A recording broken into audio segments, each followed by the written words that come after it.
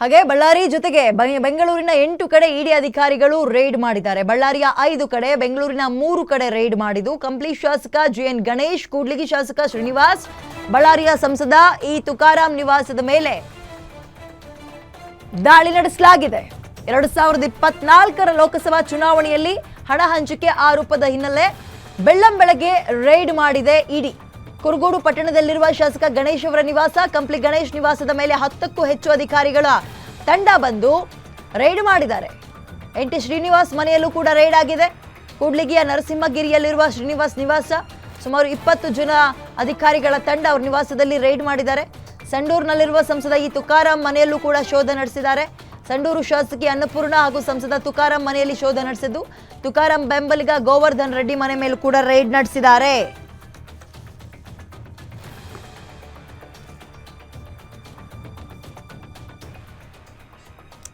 ಕಂಪ್ಲಿ ಶಾಸಕ ಗಣೇಶ್ ಅವರ ನಿವಾಸದ ಮೇಲೆ, ಹಾಗೆ ಎನ್.ಟಿ. ಶ್ರೀನಿವಾಸ್ ಕೂಡ್ಲಿಗಿ ಶಾಸಕ ಅವರ ನಿವಾಸದ ಮೇಲೆ, ಜೊತೆಗೆ ಇನ್ನು ಒಟ್ಟು ಈ ತುಕಾರಾಂ ಸಂಸದರಾಗಿರುವ ಈ ತುಕಾರಾಂ ಅವರ ಮನೆ ಮೇಲೆ ಸೇರಿದಂತೆ ಒಟ್ಟು 8 ಕಡೆ ಇಡಿ ರೈಡ್ ಮಾಡಿದೆ. ಇವತ್ತು ಅವರಿಗೆ ಸಂಬಂಧಪಟ್ಟಂತಹ ಮನೆ ಮತ್ತು ಅವರ ಪಿಎಗಳು ಇವರೆಲ್ಲರ ನಿವಾಸದ ಮೇಲೂ ಕೂಡ ರೈಡ್ ಮಾಡಿ ಶೋಧ ಕಾರ್ಯವನ್ನು ಇಡಿ ಅಧಿಕಾರಿಗಳು ನಡೆಸ್ತಾ ಇದ್ದಾರೆ.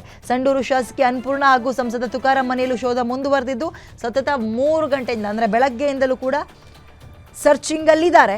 ನಾಗೇಂದ್ರ ಅವರ ಮನೆ ಮೇಲೆ ದಾಳಿ ಮಾಡಿದ ಸಮಯದಲ್ಲಿ ಕೆಲ ಮಾಹಿತಿಗಳು ಸಿಕ್ಕಿದೆ. ಅದರಲ್ಲಿ ಇವರ ಹೆಸರುಗಳು ಕೇಳಿ ಬಂದಿದೆ ಅನ್ನೋ ಹಿನ್ನೆಲೆಯಲ್ಲಿ ಕಂಪ್ಲಿ ಶಾಸಕ ಗಣೇಶ್, ಕೂಡ್ಲಿಗಿ ಶಾಸಕ ಎನ್.ಟಿ. ಶ್ರೀನಿವಾಸ್, ಹಾಗೆ ಸಂಸದ ಇ ತುಕಾರಾಂ, ಸಂಡೂರಿನ ಎಮ್ಎಲ್ಎ ಅನ್ನಪೂರ್ಣ ಇವರ ನಿವಾಸಗಳ ಮೇಲೆ ಈಗ ಇಡಿ ರೈಡ್ ಮಾಡಿದೆ.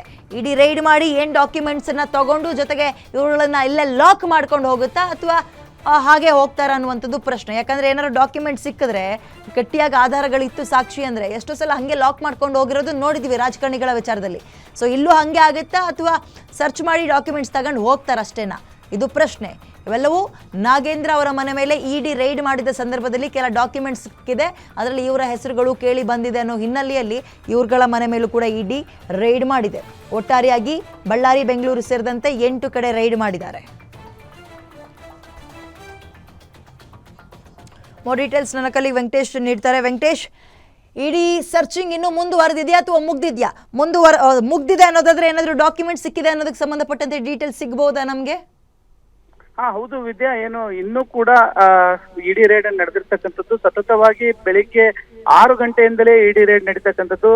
ಕಂಪ್ಲಿ ಶಾಸಕ ಗಣೇಶ್, ಸಂಡೂರು ಶಾಸಕಿ ಅನ್ನಪೂರ್ಣ ಮತ್ತು ಸಂಸದ ತುಕಾರಾಂ ಸೇರಿದಂತೆ ಬಳ್ಳಾರಿ ನಗರ ಶಾಸಕ ನಾರಾ ಭರತ್ ರೆಡ್ಡಿ ಮತ್ತು ಬಳ್ಳಾರಿ ಗ್ರಾಮೀಣ ಶಾಸಕ ಬಿ ನಾಗೇಂದ್ರ ಅವರ ಮನೆಗಳ ಮೇಲೆ ಈಗ ಇಡಿ ರೇಡ್ ನಡೆದಿರ್ತಕ್ಕಂಥದ್ದು. ಸತತವಾಗಿ ಸುಮಾರು ಒಂದು 6 ರಿಂದ 7 ಗಂಟೆಗಳ ಕಾಲ ದಾಖಲೆಗಳನ್ನ ಪರಿಶೀಲನೆ ಮಾಡ್ತಾ ಇದ್ದಾರೆ ಇಡಿ ಅಧಿಕಾರಿಗಳು ಅನ್ನುವಂತ ಮಾಹಿತಿ ಇರ್ತಕ್ಕಂಥದ್ದು. ಜೊತೆಗೆ ಏನು ಈ ಹಿಂದೆ ಏನು ಸಚಿವ ನಾಗೇಂದ್ರ ಅವರ ಮಾಜಿ ಸಚಿವ ನಾಗೇಂದ್ರ ಅವರ ಮನೆ ಮೇಲೆ ದಾಳಿ ಮಾಡಿದ್ದಂತ ಸಂದರ್ಭದಲ್ಲಿ ಮಹತ್ವದ ದಾಖಲೆಗಳನ್ನ ವಶಪಡಿಸಿಕೊಂಡಿದ್ರು. ಆ ಒಂದು ವಿಚಾರಕ್ಕೆ ಸಂಬಂಧಪಟ್ಟಂತೆ ಇವತ್ತು ಬಳ್ಳಾರಿ ಮತ್ತು ವಿಜಯನಗರ 2 ಜಿಲ್ಲೆಗಳ ಜನಪ್ರತಿನಿಧಿಗಳ ಮನೆ ಮೇಲೆ ಈ ದಾಳಿ ನಡೆದಿರ್ತಕ್ಕಂಥದ್ದು. ವಿಜಯನಗರ ಜಿಲ್ಲೆಯ ಕೂಡ್ಲಿಗಿ ಶಾಸಕರಾಗಿದ್ದಂತ ಎನ್.ಟಿ. ಶ್ರೀನಿವಾಸ್ ಅವರ ಮನೆ ಮೇಲೂ ಕೂಡ ದಾಳಿಯಾಗಿರ್ತಕ್ಕಂಥದ್ದು. ಏನು ಈ ಒಂದು ಹಣ ಏನಿದೆ ಅಂದ್ರೆ 21 ಕೋಟಿ ಹಣ ಬಳ್ಳಾರಿ ಲೋಕಸಭಾ ಚುನಾವಣೆಯ ಸಂದರ್ಭದಲ್ಲಿ ಚುನಾವಣೆಗೆ ಬಳಸಿಕೊಳ್ಳಲಾಗಿತ್ತು ಅಂತಕ್ಕಂಥ ಆರೋಪದ ಹಿನ್ನೆಲೆಯಲ್ಲಿ ಇವತ್ತು ಬೆಳಿಗ್ಗೆಯಿಂದಲೇ ಇಡಿ ಅಧಿಕಾರಿಗಳು ಸುಮಾರು 5 ಜನ ಜನಪ್ರತಿನಿಧಿಗಳಿಗೆ ಇವತ್ತು ಡ್ರಿಲ್ ಮಾಡ್ತಕ್ಕಂಥದ್ದು. ಒಟ್ಟಾರೆಯಾಗಿ ಏನು 18 ಪ್ರಶ್ನೆಗಳನ್ನ ಈಗಾಗಲೇ ಸಂಸದ ತುಕಾರಾಂ ಮತ್ತು ಇನ್ನುಳಿದ ಜನಪ್ರತಿನಿಧಿಗಳಿಗೆ ಕೇಳಿದ್ರು ಕೂಡ ಯಾವ ಜನಪ್ರತಿನಿಧಿಗಳು ಸಮರ್ಪಕವಾಗಿ ಇಡಿ ಅಧಿಕಾರಿಗಳಿಗೆ ಸ್ಪಂದಿಸ್ತಿಲ್ಲ ಅನ್ನುವಂತ ಮಾಹಿತಿಗಳು ಹೊರಬಿದ್ದಿರ್ತಕ್ಕಂಥದ್ದು. ಹೀಗಾಗಿ ಇನ್ನೂ ಕೂಡ ಎಲ್ಲಿಯವರೆಗೆ ಅವರಿಗೆ ಸಮರ್ಪಕವಾಗಿ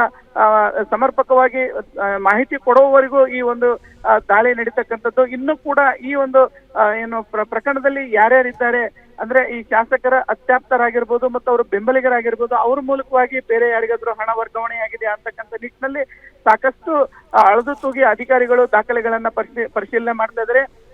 ಇವತ್ತಿನ ಈ ದಾಳಿ ಏನಿದೆ ಇದು ನಾಳೆಯೂ ಕೂಡ ಮುಂದುವರಿಬಹುದು ಅಂತಕ್ಕಂಥ ಮಾಹಿತಿ ಇರ್ತಕ್ಕಂಥದ್ದು. ಒಟ್ಟಾರೆಯಾಗಿ ನಾಗೇಂದ್ರಗೆ ಮತ್ತೆ ಇಡಿ ಸಂಕಷ್ಟ ಈಗ ಎದುರಾಗಿರ್ತಕ್ಕಂಥದ್ದು.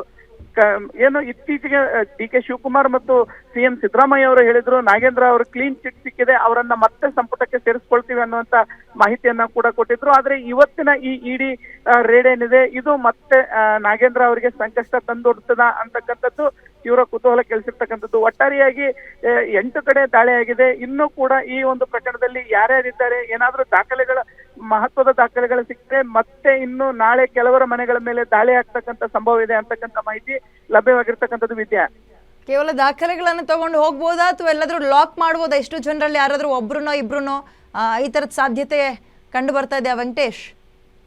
ಹೌದು ವಿದ್ಯಾ, ಈ ಹಿಂದೆ ನಾಗೇಂದ್ರ ಅವ್ರ ಮನೆ ಮೇಲೆ ದಾಳಿಯಾಗಿತ್ತು, ಜೊತೆಗೆ ಅವರ ಬೆಂಬಲಿಗರ ಮನೆ ಮೇಲೂ ಕೂಡ ದಾಳಿಯಾಗಿತ್ತು ಮತ್ತು ಅವರ ಮಾಧ್ಯಮ ಸಲಹೆಗಾರರ ಮನೆ ಮೇಲೂ ಕೂಡ ದಾಳಿಯಾಗಿತ್ತು. ಆ ಸಂದರ್ಭದಲ್ಲಿ ಕೆಲವರನ್ನ ವಶಕ್ಕೆ ಪಡೆದು ವಿಚಾರಣೆಯನ್ನ ಮಾಡಿದ್ರು. ಈ ಬಾರಿಯೂ ಕೂಡ ಸಾಕಷ್ಟು ದಾಖಲೆಗಳನ್ನ, ಮಹತ್ವದ ದಾಖಲೆಗಳನ್ನ ಇಡಿ ಅಧಿಕಾರಿಗಳು ಪರಿಶೀಲನೆ ಮಾಡ್ತಾ ಇರ್ತಕ್ಕಂಥದ್ದು.